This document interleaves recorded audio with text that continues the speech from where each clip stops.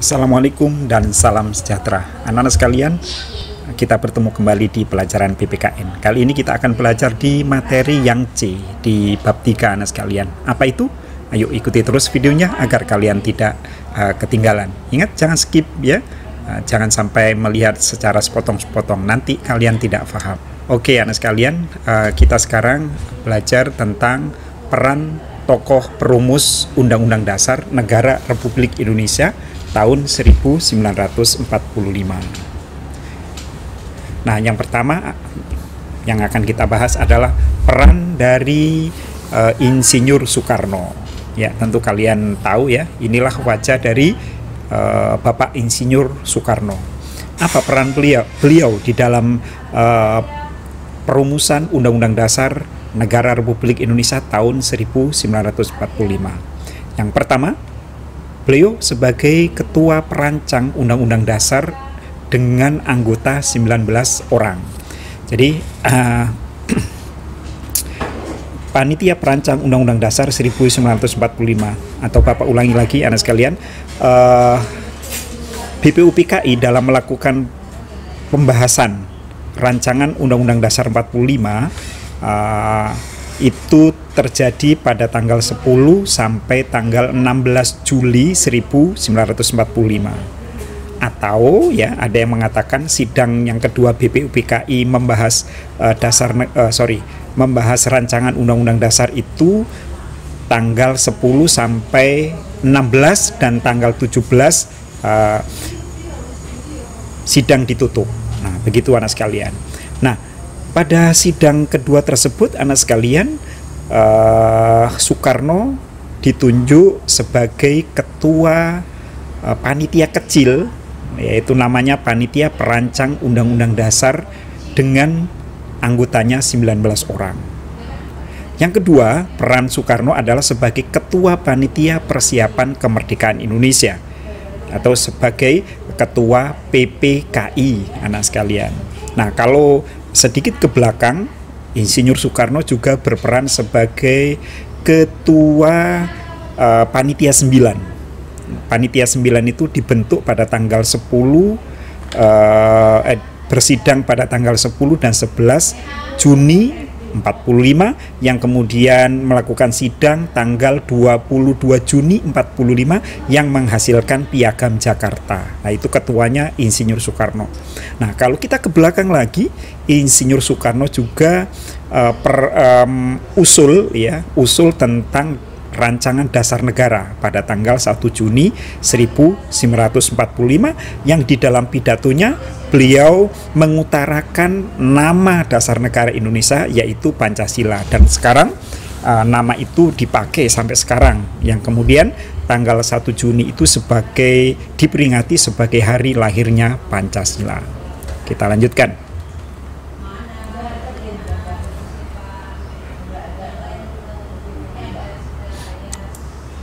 Tokoh yang kedua adalah Muhammad Hatta. Ya, inilah wajah Bapak Muhammad Hatta anak sekalian ya.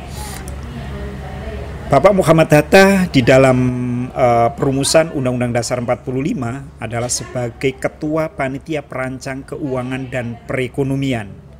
Di PPKI beliau sebagai wakil ketua PPKI. Ya.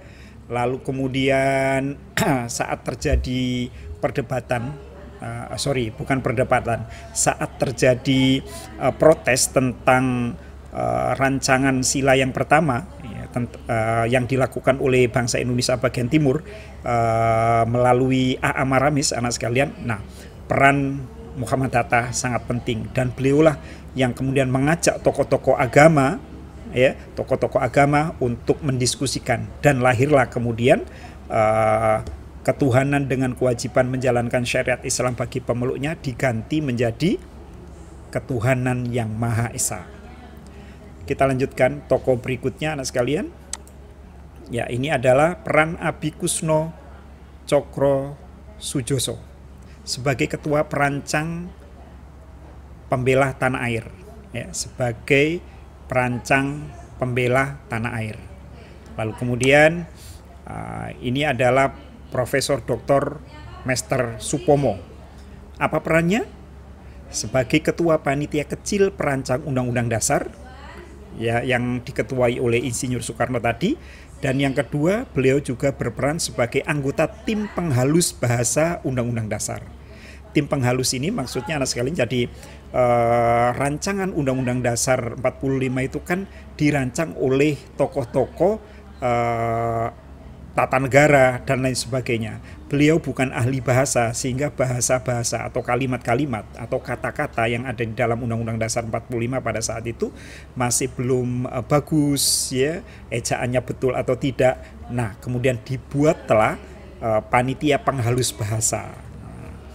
Dan anggotanya adalah Mester Supomo. Kita lanjutkan, berikutnya ada masih ada tokoh-tokoh yang lain tentunya anak sekalian ya. Nanti kalian bisa pelajari sendiri. Lalu nilai apa yang bisa kita dapat setelah mempelajari dari para penyusun Undang-Undang Dasar 45? Yang pertama anak sekalian, nilai yang bisa kita dapat dari para tokoh yang bisa kita tiru ya, dari para tokoh perumus Undang-Undang Dasar 45 tersebut. Yang pertama adalah mereka semua para tokoh itu tanpa pamrih.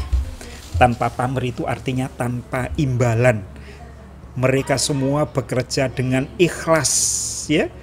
Ikhlas sama sekali, tidak mengharapkan imbalan apapun. Nah, itu yang perlu kita contoh. Jadi demi bangsa dan negara, demi kepentingan umum, anak sekalian, sebaiknya kita tanpa pamrih. Yang kemudian, yang kedua, nilai yang bisa kita dapat adalah tak kenal lelah. Betul sekali anak sekalian. Sejak BPUPKI berdiri pada tanggal 1 Maret ya, 45, kemudian sidangnya mulai bersidang pada tanggal 29 Mei ya, berturut-turut melakukan sidang sampai sidang yang kedua yaitu tanggal 10 sampai 16 Juli. Lalu kemudian BPUPKI dibubarkan. Beliau kemudian masih menyusun lagi namanya PPKI. PPKI terus bekerja sampailah 17 Agustus 45. Indonesia merdeka. Sampailah kemudian tanggal 18 Agustus mereka semua melakukan sidang ya. Tanggal 19 juga masih sidang PPKI yang kedua. Lalu sidang PPKI yang ketiga. Dan kemudian beliau-beliau ini memang tidak kenal lelah, sampailah beliau semua pada tahun 60-an ya, berganti rezim, yaitu Orde Baru yang dipimpin oleh Bapak Soeharto. Lalu kemudian nilai berikutnya yang bisa kita ambil, yang bisa kita tiru anak sekalian adalah pantang menyerah. Ya, namanya saja pejuang anak sekalian, namanya saja pahlawan. Tentu para pahlawan nasional ini pantang menyerah, rela berkorban tanpa pamrih ya, demi kemerdekaan Indonesia. Dan sekarang kita tanpa ikut susah payah berjuang melawan penjajah, kita menikmati. Itu hasil dari kerja pantang menyerah para pendiri negara. Lalu kemudian mereka semua juga di dalam merumuskan baik itu dasar negara maupun undang-undang dasar selalu melalui musyawarah mufakat. Musyawarah mufakat itu anak sekalian diskusi untuk menghasilkan suara kesepakatan ya. Suara kesepakatan. Jadi semuanya sepakat tanpa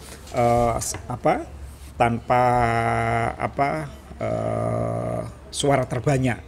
Nah, gitu. Oke, kita lanjutkan. Menghargai pendapat. Iya, anak sekalian. Yang kelima adalah yang kita tiru, menghargai pendapat orang lain. Tentu di dalam perumusan Undang-Undang Dasar, perumusan Dasar Negara Pancasila, lalu perumusan Undang-Undang Dasar, lalu penetapan Pancasila dan penetapan Undang-Undang Dasar melalui proses musyawarah yang sangat panjang.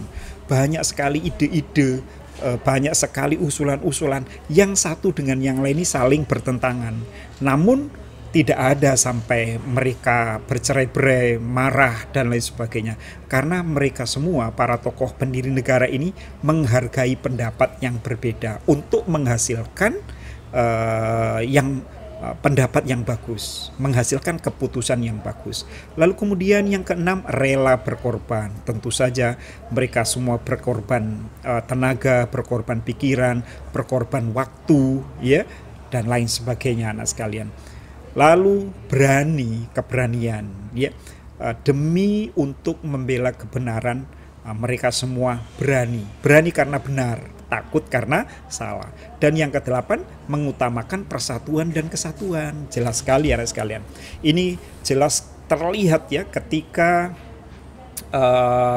bangsa Indonesia bagian timur memprotes tentang sila pertama yang berbunyi ketuhanan dengan kewajiban menjalankan syariat Islam bagi pemeluknya, lalu kemudian diprotes. Dan anak sekalian, protes ini tidak dibantah, tidak dimarahin, malah kemudian didiskusikan. Dan 8 kata tersebut kemudian diganti menjadi 4 kata, yaitu ketuhanan yang Maha Esa. Apa yang melandasi persatuan dan kesatuan? Jangan sampai di kemudian hari negara ini kacau, negara ini terpecah gara-gara sila pertama tadi. Nah, demi persatuan dan kesatuan anak sekalian, maka ya sampai sekarang Indonesia sudah merdeka 76 tahun ya. Aman-aman saja, tidak ada perpecahan, tidak ada yang ingin merdeka karena agama ya, dan lain sebagainya. Nah, ini patut kita contoh 8 nilai yang bisa kita pelajari dari para penyusun Undang-Undang Dasar 45. Begitulah tadi materi yang C, yaitu peran tokoh perumus Undang-Undang Dasar 45. Mudah-mudahan kalian semua bisa memahaminya dengan baik. Terima kasih. Assalamualaikum dan salam sejahtera.